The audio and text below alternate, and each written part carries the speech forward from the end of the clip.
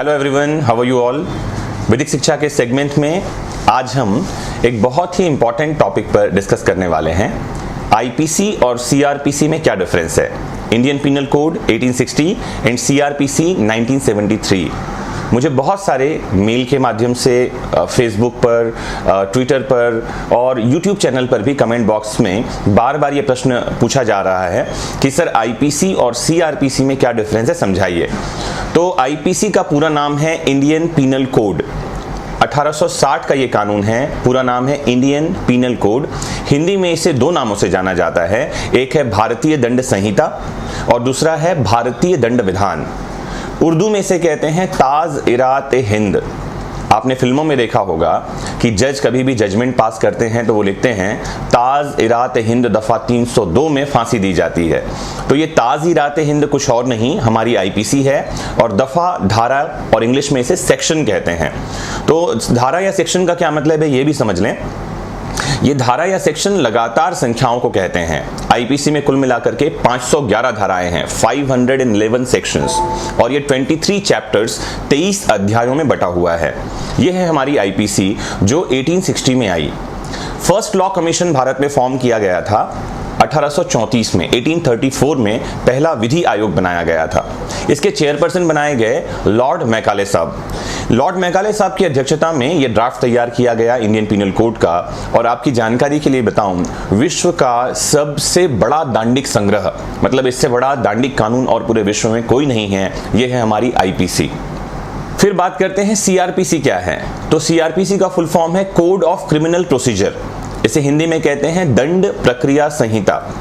तो आईपीसी और सीआरपीसी में क्या डिफरेंस है, उसमें जाने से पहले मैं एग्जांपल लूं। मैंने आपको अभी बताया, ऐसा कोई भी काम जिसके लिए आपका अंतर्मन कहता है कि वो सही नहीं है, वो गलत है, उस काम को 1860 की आईपीसी में पनिशेबल बना दिया गया है। जस्ट सोचें कि हम अभी 2018 में हैं और मैं बात कर रहा हूं 1860 की, और ये भी ड्राफ्ट तैयार हुआ था 1834 में। तो कितने एडवांस लोग रहे होंगे कि आज हम जिस काम को कर रहे हैं उसको उस समय पनिशेबल बना दिया गया था। फॉर एग्जाम्पल, अगर आप किसी भी सड़क पर, किसी रोड पर चलते हैं तो वहां स्पष्ट ये मैसेज लिखा होता है कि इतने से ज्यादा स्पीड में आप वाहन नहीं चलाएंगे। व्हीकल की स्पीड लिमिट होती है। अगर आप नेशनल हाईवे पे भी चले जाएं तो वहां भी स्पीड लिमिट होती है, वो 90 किलोमीटर पर आवर या 100 किलोमीटर पर आवर की होगी।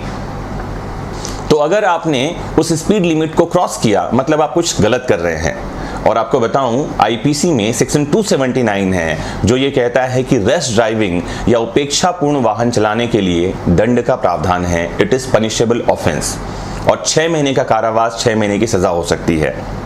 तो आइए चलते हैं आईपीसी और सीआरपीसी में क्या डिफरेंस है ये जानने के लिए। तो लॉ को जब हम कानून की बात करते हैं तो दो सेगमेंट में बांटा जाता है, एक है सब्सटेंटिव लॉ और एक है प्रोसीजरल लॉ। मैं वापस से शब्द यूज करूं, सब्सटेंटिव लॉ और प्रोसीजरल लॉ।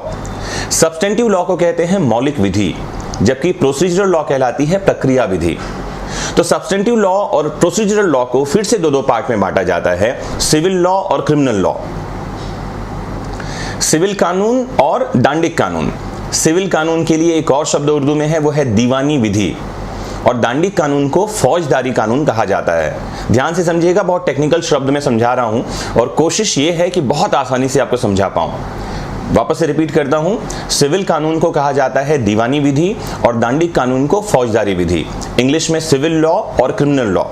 ये सब्सटेंटिव और प्रोसीजरल लॉ के फिर पार्ट्स हैं, उसके प्रकार हैं। तो आईपीसी और सीआरपीसी ये दोनों ही क्रिमिनल लॉ में आते हैं।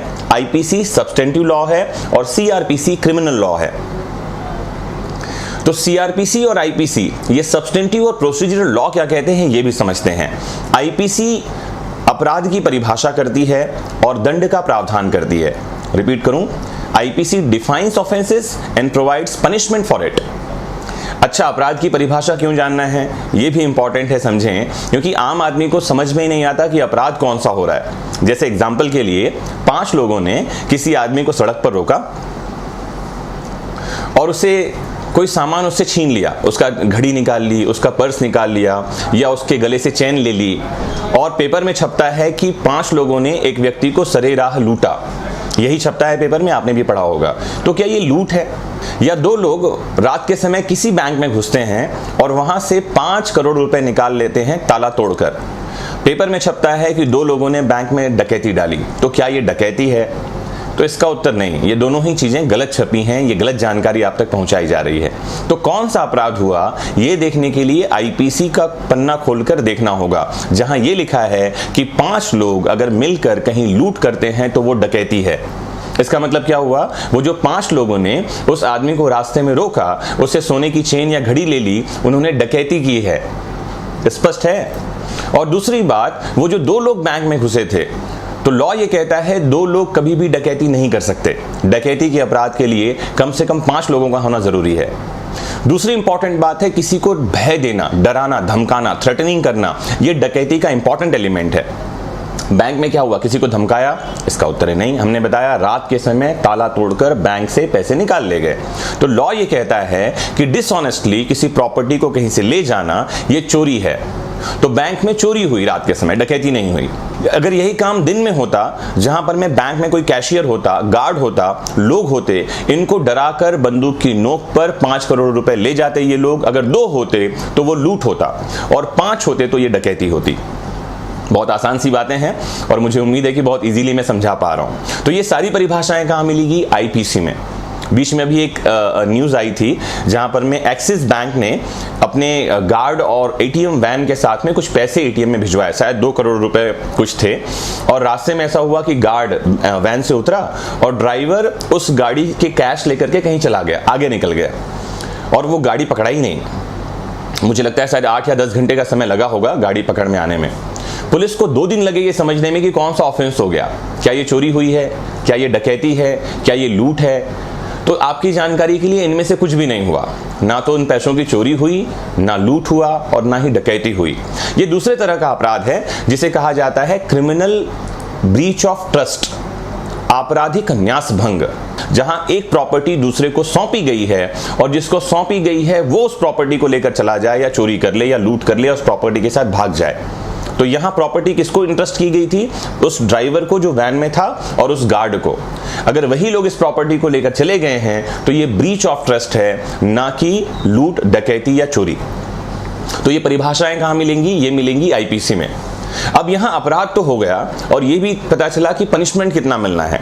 जैसे एग्जाम्पल के लिए, अगर कोई चोरी करता है तो चोरी के लिए सेक्शन 379 में 3 साल का कारावास हो सकता है, 3 इयर्स इंप्रिजनमेंट, और फाइन, जुर्माना भी होगा।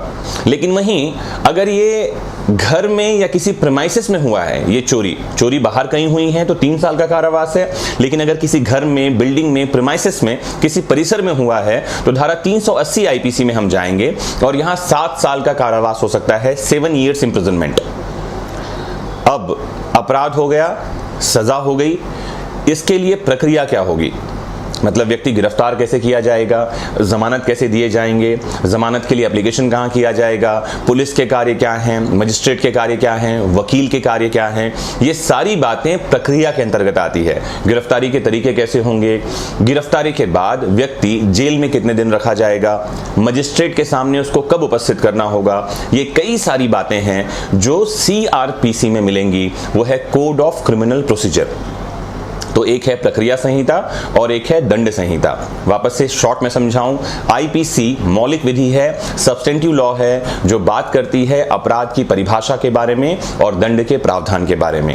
सीआरपीसी प्रक्रिया विधि है, जो अपराध हो जाने के बाद या पहले की प्रक्रियाओं के बारे में बात करती है। तो मुझे उम्मीद है कि ये वीडियो आपको बहुत पसंद आया होगा।